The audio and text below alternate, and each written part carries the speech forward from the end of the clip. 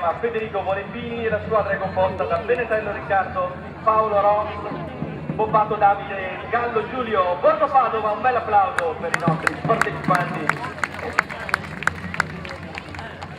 Ricordo che la compagna di Borgo Padova San Giorgio già per 3 volte è riuscita ad aggiudicare il nostro ambito pari di Castel Trento Veneto. In corsia numero 2 dai colori giallo e rosso abbiamo la squadra di Treville, i millenari. Speriamo che il destino in qualche modo arrivi da loro, visto che hanno questo importante appuntamento da festeggiare. Il capitano si chiama Alessandro Vidolin, la lepre si chiama Manuel Siciliano e la squadra è composta da Marco Siciliano, Roberto Frasson, Fabrin Nicola, Giglio Nicola, Coccirai e Bis. Treville in corsia numero 2. Tutto è pronto, come al solito.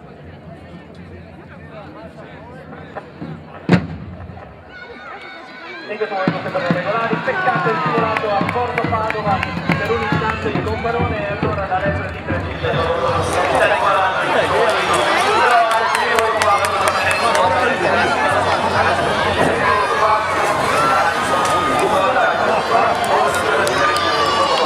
Diciamo male.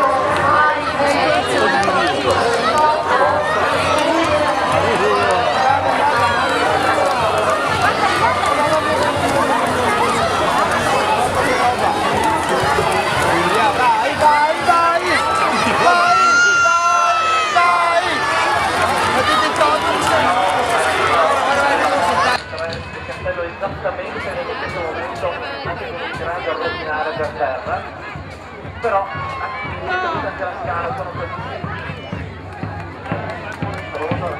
Però in questo momento lo stanno facendo in qualche modo, voglio vedere il vero spirito degli atleti, sono i ragazzi dei pantaloni gialli rossi di Treville che arrivano con una ventina di metri di vantaggio rispetto ai giallo-verdi di Borgo Padova. Ed ecco Treville, la folla è in tripudio perché sente che quest'anno potrebbe essere veramente l'occasione buona per cancellare quel numero 0 che li contraddistingue dal cartellone generale. In questo momento Treville consegna per primo e Borgo Padova consegna per seconda lo stendardo alla damigella.